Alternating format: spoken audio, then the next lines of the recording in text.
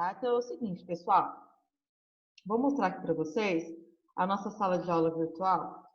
E na nossa sala de aula virtual, todo mundo está se lembrando que tem que fazer mapa mental, né? Mandei no grupo de vocês exemplo de como é que faz mapa mental. Tem gente que ainda não sabia como é que fazia e tudo mais. Coloquei aqui na sala de aula virtual a data para entregar. A data limite é hoje, às 23h59.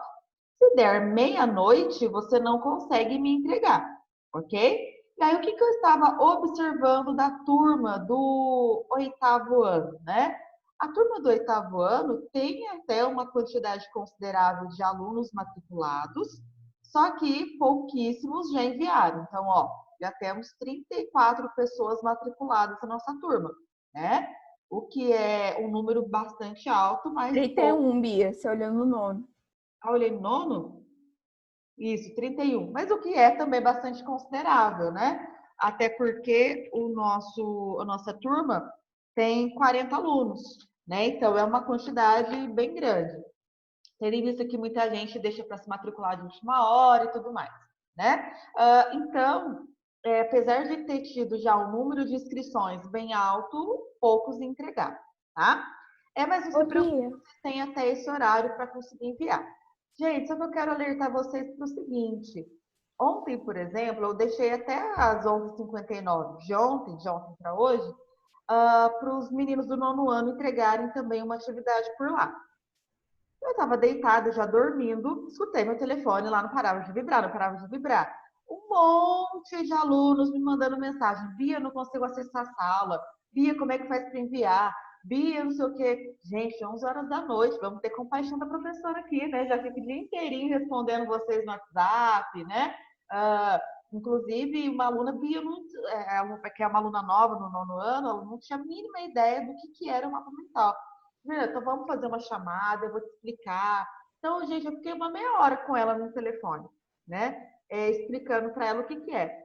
Então, olha só, gente, esse é o dia inteiro. Eu sei que todo mundo fica cansado, que quer depois, né, assistir televisão, fazer alguma coisa, mas, gente, 11h30 da noite, vim me mandando mensagem. Recebi aluno me mandando mensagem meia-noite e meia, eu estava dormindo, nem sabia onde é que estava o meu telefone, né? Então, assim, eu tô desde segunda-feira. Gente, estão conseguindo entrar? Está tendo dificuldade? Vocês têm e-mail? Não tem? Está dando para entrar? Não? Já assistiram aquele vídeo? Né? E a partir desse momento, em que nas aulas eu fico perguntando e ninguém se manifesta, eu vou acabar entendendo que vocês estão tendo facilidade na hora de entrar, que vocês estão conseguindo acessar numa boa e que não tiveram dificuldade para entender o que é o mapa mental, né? Então, se for para perguntar alguma coisa, não vai me perguntar às 10h30, 11 horas da noite, que provavelmente eu vou estar debaixo das minhas cobertas dormindo, tá bom? Então, fique um pouquinho atento a isso.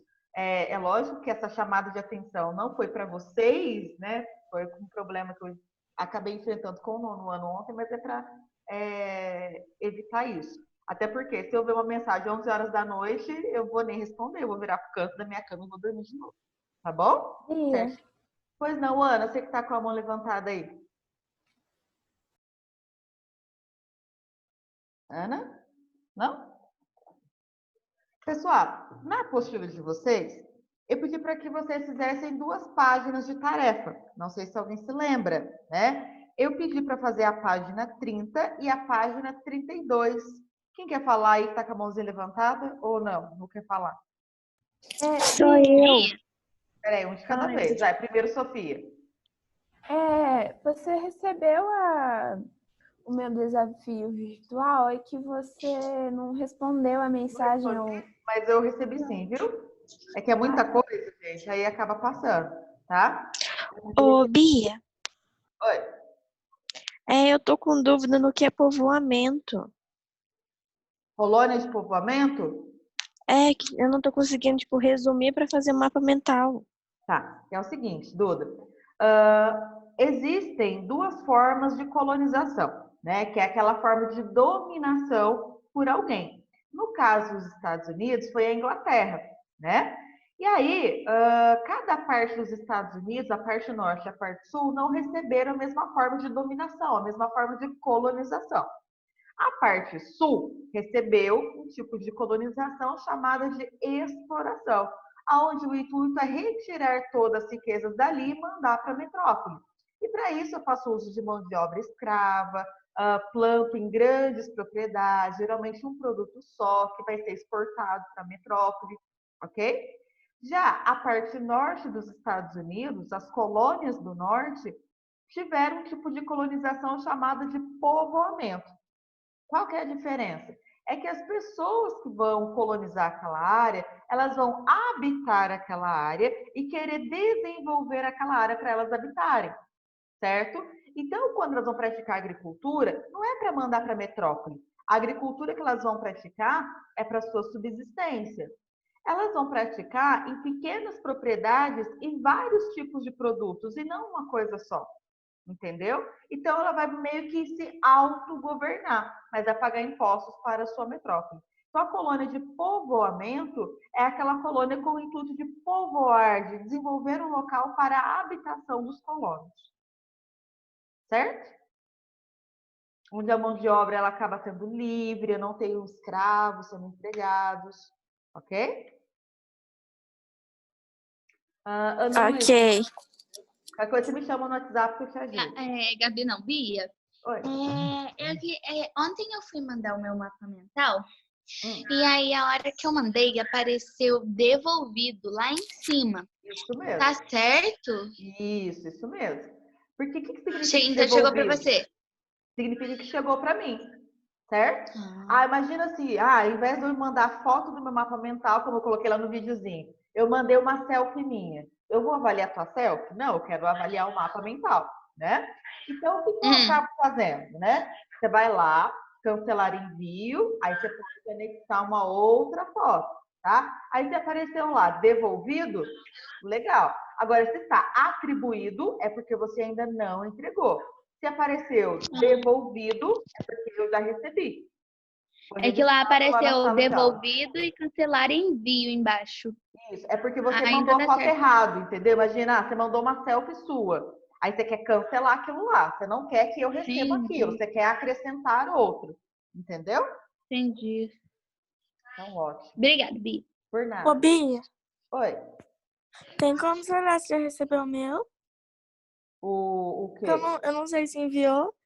Então, quando você abre a sala de aula, Luana, se apareceu lá devolvido, é porque você entregou. Se aparecer atribuído, é porque você não entregou. Tem como Certo? olhar ainda ou não? Tem, mas você tá até às 11 horas da noite, você consegue fazer isso. Olhar, tá? O prazo é até a meia-noite de hoje. Beleza? Viu? Certinho? Então é o seguinte, para a gente encerrar esse conteúdo de Estados Unidos, né, no sentido de crises econômicas e tudo mais, vamos fazer a correção das páginas 30 e página 32. E aí depois eu falo para vocês que é uma aula curtinha sobre os BRICS, tá? Talvez alguns já tenham ouvido falar. Bom, na página 30 vai falar sobre o que fez os Estados Unidos, ou quais foram os fatores que levaram os Estados Unidos à crise de 29, tá?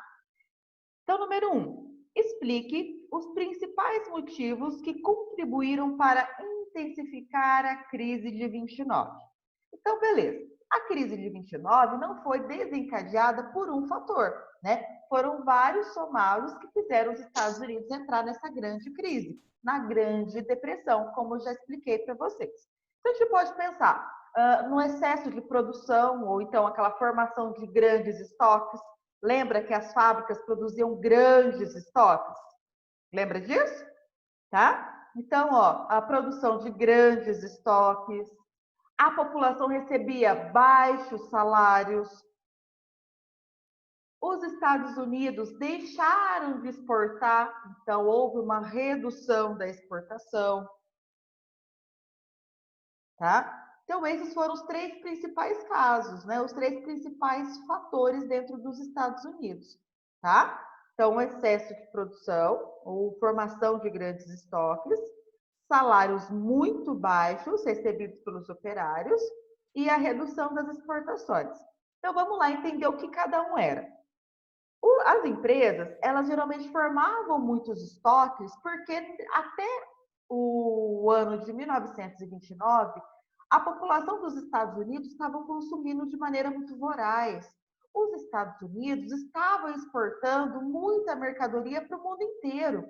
Então, as empresas, para evitar perder oportunidades de venda, acabavam formando grandes estoques, certo? Só que chegou a um ponto em que os Estados Unidos começou, de uma certa forma, a reduzir suas exportações. Por quê? Os países europeus estavam voltando a crescer, os países do resto do mundo, né, estavam começando a passar por um processo de industrialização, e aí acaba então que os Estados Unidos deixam de vender para um monte de países. Então as suas exportações reduzem, né? Suas exportações reduzindo, a produção diminui. Aí eu mando um monte de gente embora. Então eu tenho várias pessoas desempregadas e aquelas que estão empregadas têm um salário muito pequeno.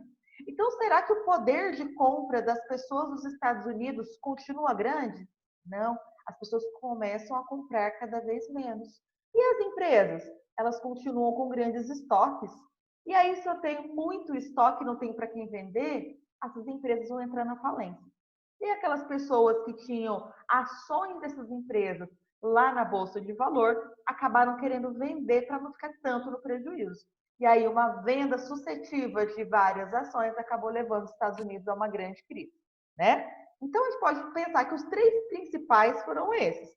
Mas a gente tem, por exemplo, a especulação financeira, né, que é essa compra e venda de ações, né, que aconteceu também de maneira muito forte nos Estados Unidos, tá? Certinho?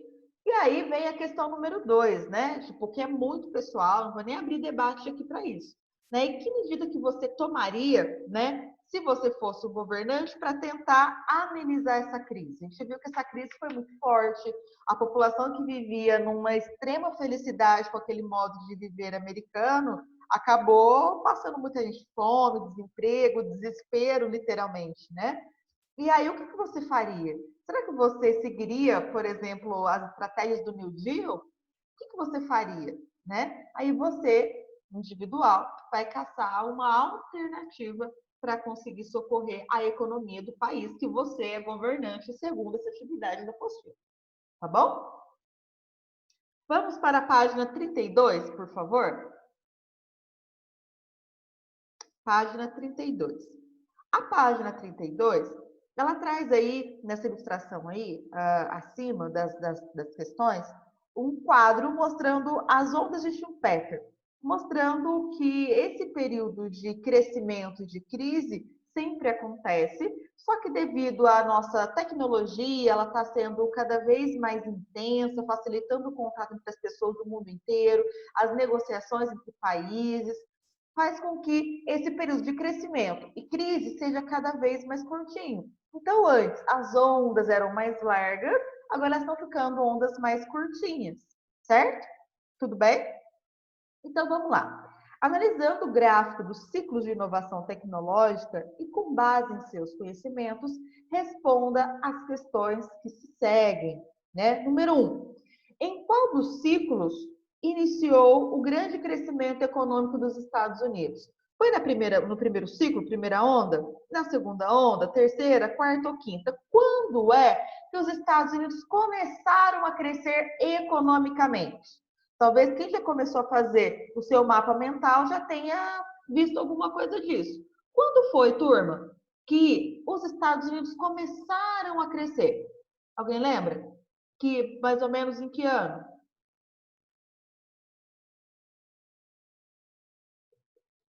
Foi no início dos anos 1900. O início dos anos 1900 está em qual onda? Primeira, segunda, terceira, quarta ou quinta? Terceira, isso. Então, foi a partir da terceira onda de Schumpeter que os Estados Unidos começaram a crescer economicamente. Tá? Que foi o período em que ele começou a se industrializar. Tá bom? De maneira muito intensa. Ok? Então, foi a partir da terceira onda. Então, vamos lá. 2. Como o contexto internacional favoreceu esse crescimento econômico?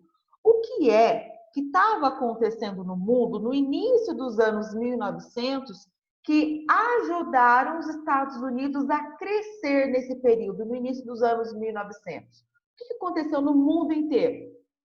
A gente estuda até hoje. Alguém lembra? Primeira? Guerra Mundial. Isso. Aconteceu a Primeira Guerra Mundial, que devastou a Europa, que era aí considerada a área mais industrializada do nosso planeta, tá? Então, que acontecimento foi, né, observado? O desenvolvimento da Primeira Guerra Mundial, que devastou a Europa, ok?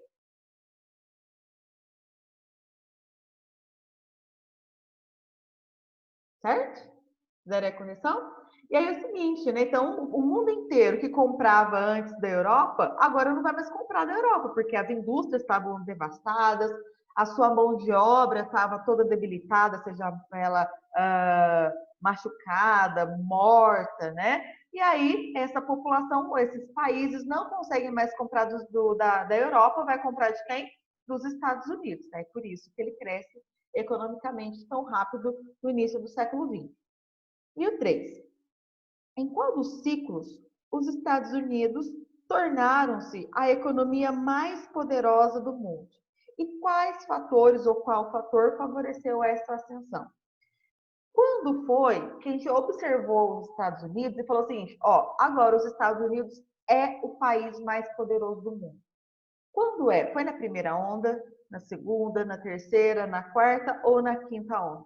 A partir de quando que a gente observa os Estados Unidos se configurando como potência mundial?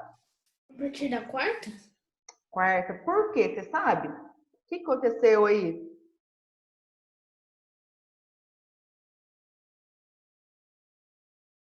Não sabe? No finalzinho da terceira onda e início da quarta, a gente teve a Segunda Guerra Mundial.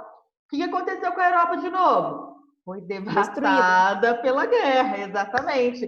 Quem é que estava na guerra, mas não estava na Europa? Estados Unidos. Estados Unidos. Então, mais uma vez, os Estados Unidos se aproveitaram dessa situação em que o mundo não consumiria da Europa para conseguir vender os produtos para o resto do mundo inteiro.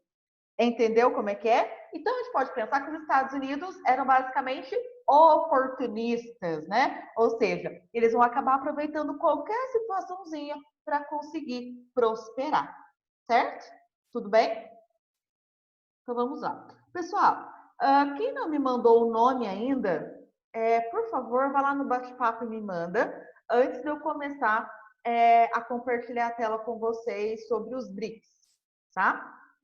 Acho que só a Rafaela me mandou o nome, tá, Rafa? Não precisa mandar de novo, não. O resto, por favor, vai lá no bate-papo e me manda o seu nome, tá? Para valer como chamada.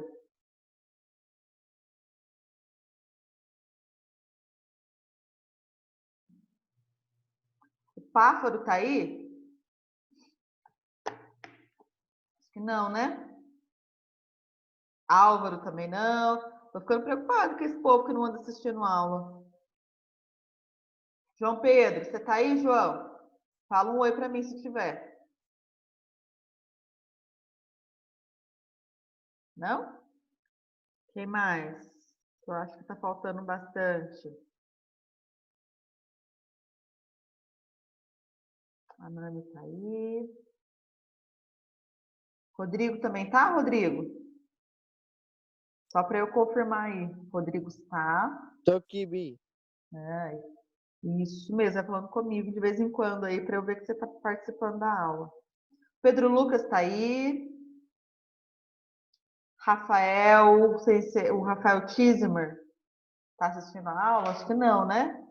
Isso, Augusto, é a chamada, tá? Mas eu tô fazendo chamada um por um, não. Só tô dando uma olhada aqui na minha lista, vendo umas pessoas que não estavam colocando o nome na lista, no bate-papo, aí eu estou conferindo aqui se as pessoas estão participando mesmo ou se estão esquecendo de botar nome, tá? Então, Augusto, se você não botou o nome ainda no bate-papo, coloque aí para mim, tá? Lívia, a mesma coisa, ok? Pessoal, então eu vou compartilhar aqui uns slides com vocês, tá? finalizando essa parte daí dos Estados Unidos, de crescimento econômico e tudo mais, tá? Pessoal, alguém já ouviu falar em BRICS? Quem já ouviu falar, ativa o microfone e fala para mim. BRICS, já ouviram falar disso daqui? É um bloco econômico que tem o Sim. Brasil, a Rússia, a Índia, a China e a África do Sul, que são os países emergentes. Quem que tá falando que eu não consigo mais ver? Miguel. Miguel, muito bem, Miguel. A gente estudou os BRICS no ano passado. Isso aí. Então é o seguinte, os BRICS, eles vão basicamente, essa sigla, basicamente significar duas coisas, tá? Mas ela vai envolver esses países aqui, ó, Brasil, São os países Rússia, emergentes, não são, Índia, Bia? China e África do Sul, isso mesmo, muito bem. Tá? Então vocês conseguiram recuperar alguma coisa lá que o professor falou para vocês ano passado.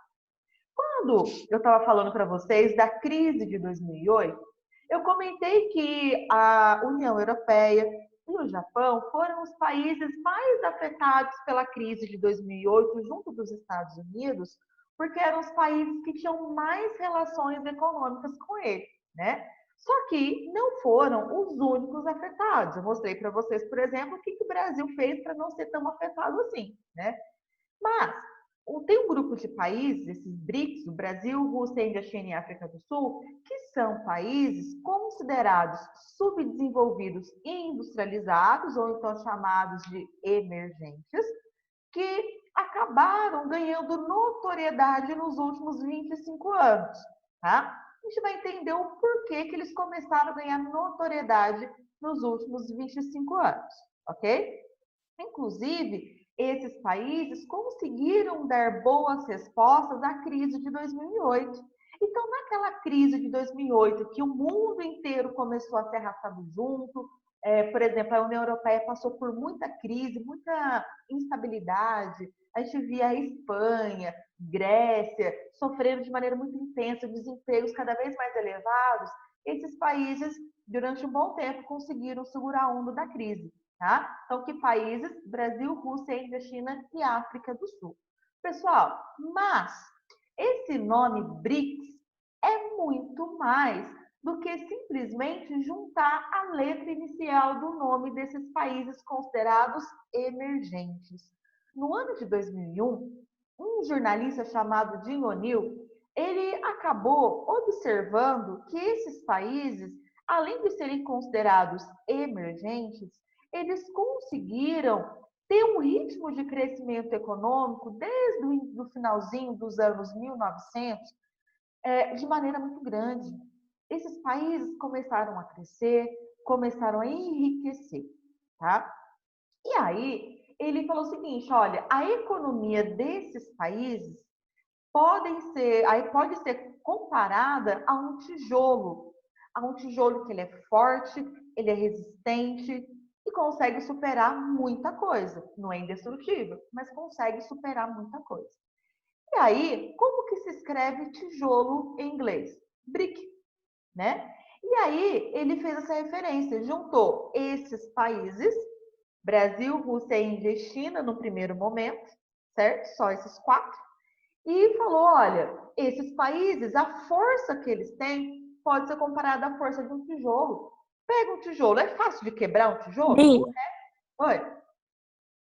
a Ana Júlia pediu pra te avisar que o dela travou. Aí ela não tá. Pede para ela sair, Não sou eu não, porque eu fechar tô e aqui. voltar. Ué, É a Ana Não, peraí, Luísa, quem né? foi? Calma. Ana Luísa Terra. É a Não, Ana. não. Não é eu não. É a Ana Ana. Luísa Terra. É a tá, Ana Luísa Terra. deixa eu ver aqui. É, olhei Eu errado, mando desculpa. ela...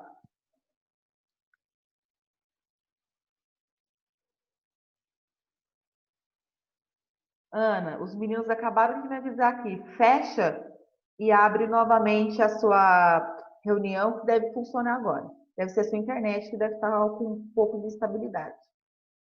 Tá, pessoal? Essas coisas acontecem, né? De instabilidade. Ontem eu estava dando aula para o 9º ano, o pessoal da ITOP fazendo manutenção aqui no prédio, minha internet começou a ficar instável. Aí eu abri a porta e falei, gente, eu estou dando aula, pelo amor de Deus, né? Não me atrapalha. Aí, rapidinho, eles arrumaram ali, tá?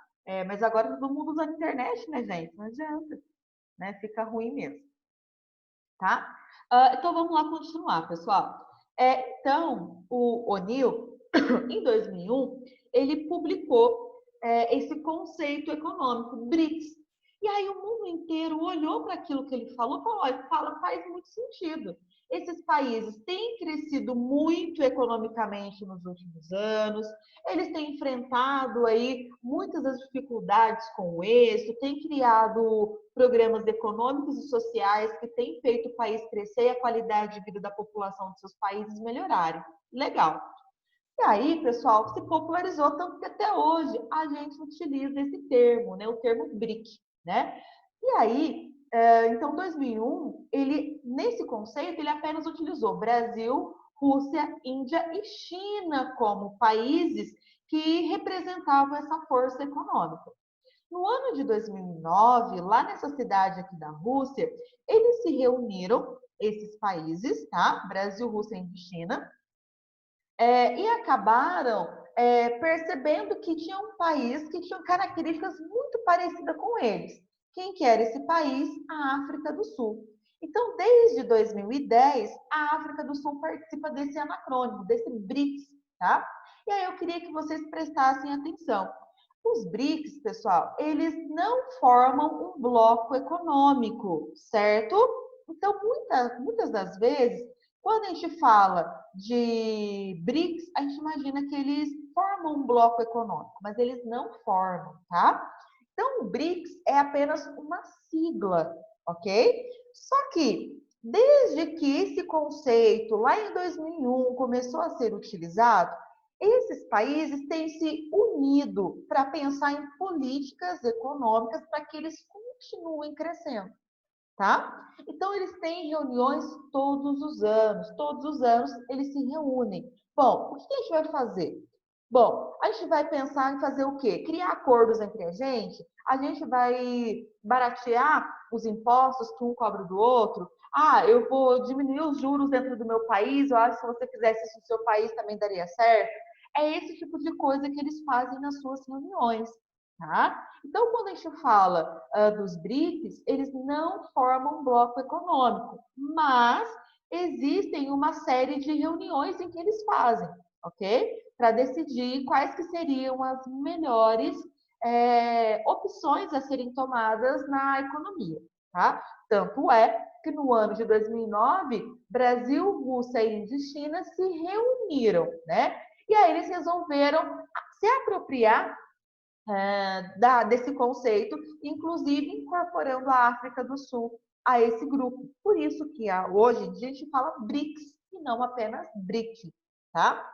E esses países, eles acabam fazendo tantas atividades em comum para pensar em crescer, que eles acabaram criando um banco em comum, chamado Banco do Desenvolvimento dos BRICS. O que significa isso? Esse banco, ele acabou recebendo dinheiro desses países, Brasil, Rússia, Índia, China e África do Sul, no valor, se não me engano, de 10 bilhões de dólares, para que esse banco pudesse auxiliar no desenvolvimento econômico desses países, financiando obras, financiando programas financeiros, principalmente de socorro a empresas e a bancos, tá? De cada um desses países. Claro que depois de um certo tempo, esses países deveriam devolver esse dinheiro para o banco, tá? Então, mesmo que esses países sejam considerados muito diferentes culturalmente, eles têm uma afinidade econômica, né? Eles têm um crescimento econômico muito parecido. Por quê? Porque todos esses países conseguiram se tornar emergentes ou então subdesenvolvidos, industrializados, porque eles receberam multinacionais. Foi graças à chegada dessas multinacionais dentro de cada um desses países que a gente percebe o seu crescimento de maneira muito intensa, o que os coloca como uma grande potência. A China hoje, por exemplo, é a segunda potência industrial do mundo. O que todo mundo pode pensar em casa se tem alguma coisa made in China. Todo mundo tem. Desde um carregador fala Paraguai, mas não é feito no Paraguai, é da China, né? Sei lá, um fone de ouvido que você vai comprar no camelô e assim por diante. Quem não tem algo made in China em casa, né? Então, a China hoje é o segundo país que mais produz industrialmente no mundo, só fica atrás dos Estados Unidos, né? Então, esses países, eles colocam aqueles polos de influência aí para repensar. Bom, eles são os principais polos de influência no mundo, mas os BRICS também são. Por exemplo, na América Latina, o Brasil é o país mais forte, o Brasil é o país mais poderoso, certo?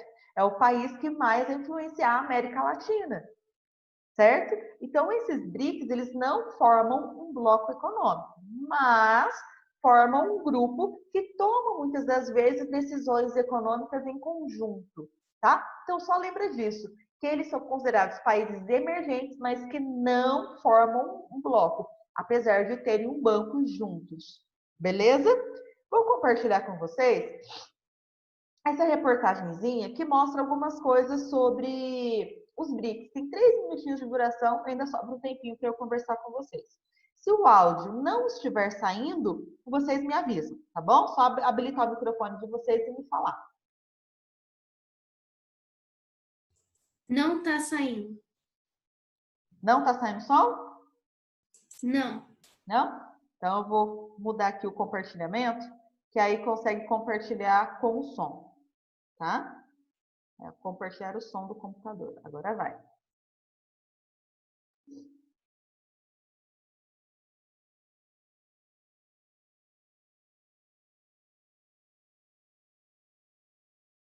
Bom, temos novidade de Brasília. Nessa semana, os servidores vão trabalhar apenas 2 dias, só segunda e terça, porque a capital federal vai sediar a cúpula dos BRICS. Mas o que significa BRICS? Gustavo Toledo, o que significa BRICS? Gustavo. Heródoto, esse é mais um exemplo daquelas siglas que muitos falam, mas poucos conhecem o significado.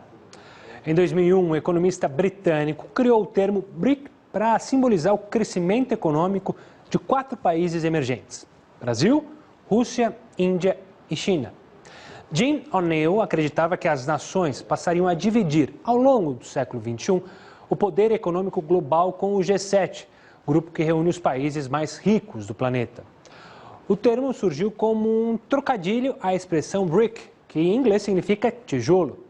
O'Neill dizia que os integrantes do BRIC seriam a base da economia moderna, mas o apelido só se concretizou em 2006. Naquele ano, os ministros das Relações Exteriores das 4 nações se reuniram informalmente em Nova York, nos Estados Unidos, num evento paralelo à Assembleia Geral da ONU. O primeiro encontro oficial do então BRIC só foi acontecer em 2009, na Rússia. Os presidentes, na ocasião, decidiram criar um mecanismo de cooperação. A ideia era que eles se ajudassem para melhorar a situação econômica global e ampliar a participação dos países emergentes em instituições como o Fundo Monetário Internacional. Isso porque o grupo sempre teve pouca influência nesses organismos. O BRIC só virou BRICS em 2011, quando a África do Sul, então liderada por Jacob Zuma, se juntou a Brasil, Rússia, China e Índia. A iniciativa mais concreta do grupo é o Banco do BRICS. Criada em 2015, a instituição nasceu com o objetivo de financiar projetos de infraestrutura e ser uma alternativa ao FMI e ao Banco Mundial. Cada país contribuiu com 10 bilhões de dólares para constituir o patrimônio do banco. Mas nem tudo são flores, Heródoto. Em 2015, o mesmo economista que criou o BRIC declarou que o termo já não fazia mais sentido. Ele disse que tinha vontade de chamar o grupo de IC, já que a Índia e a China foram os únicos que conseguiram manter o crescimento econômico que motivou a criação do apelido. Às vésperas da 11ª cúpula do grupo, que vai acontecer nesta semana em Brasília, o criador do BRICS voltou a sugerir que o grupo precisava rever uma série de coisas. O'Neill afirmou que existe uma importância simbólica dos encontros, mas que os resultados alcançados não são interessantes. O economista ainda se perguntou: será que alguém notaria se não houvesse a reunião do BRICS? A resposta eu deixo para os nossos amigos, Heródoto. Ok, como vai ser na quarta-feira, a gente vai mostrar aqui no jornal. Bom, temos novidade de Brasília. Certo, pessoal? Então, aí, explicou um pouquinho o que é o BRICS e trouxe uma discussão para a gente, né? que dos países que compõem os BRICS, né, que esse Jim O'Neill, ele acredita que apenas a Índia e a China continuaram mantendo o seu ritmo de crescimento de antes, quando ele criou lá em 2001 o termo BRIC, né? Por que isso? Porque os outros países não conseguiram criar estratégias econômicas para manter o seu ritmo de crescimento. Então, quando, por exemplo, houve aquela crise econômica de 2008, o Brasil, com o presidente Lula, criou aquele PAC, criou um monte de obras para que a população não ficasse desempregada, conseguisse consumir, reduzir os impostos da linha branca, legal. Mas e depois? O que veio depois disso? Né? Não houve continuidade nos programas para fazer o Brasil continuar crescendo. E aí o Brasil, por exemplo, afundou. E exemplo aí, a gente pode pensar na Rússia, a gente pode pensar na África do Sul como a mesma coisa. Certinho? Dúvida por enquanto? Não?